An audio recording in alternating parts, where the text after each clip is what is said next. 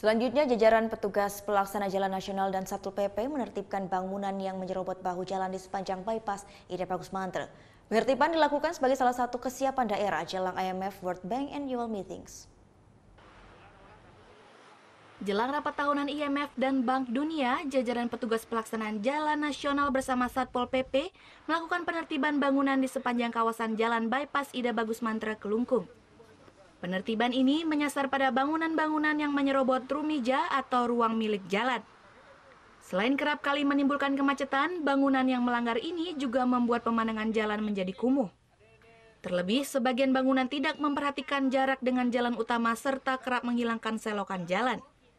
Padahal petugas telah memasang patok penanda yang berada persis di sepanjang bahu jalan.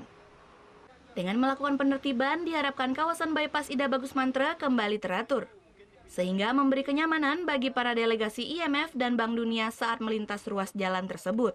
Ruas jalan nasional biar bisa disterilisasi dalam artian lalu lintas lancar, tidak ada hambatan dan tidak terkesan.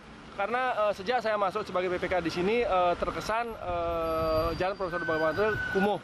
Nah, dikumuh oleh salah satu sorotan dari Provinsi Bali, banyaknya pemanfaatan atau peruntukan daripada bahu jalan yang tidak sesuai dengan peruntukannya. Dari hasil penertiban, terdapat 5 unit bangunan yang dinyatakan melanggar.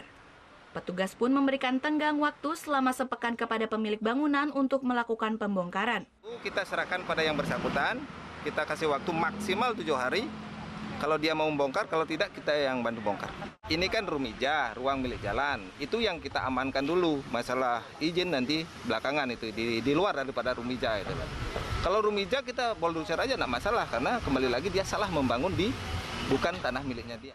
Selain penertiban bangunan, petugas Satpol PP juga melaksanakan sidak penduduk pendatang.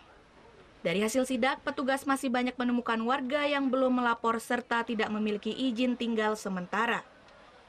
Kadek Martana melaporkan untuk NET. Oke. Nah, udah kan untuk beritanya? Jangan lupa di-subscribe, di-like, dan juga di-komen ya akun YouTube dari Net Bali. Terima kasih udah subscribe. Yang belum, jangan sampai lupa. Di sebelah sini nih. Tetap subscribe.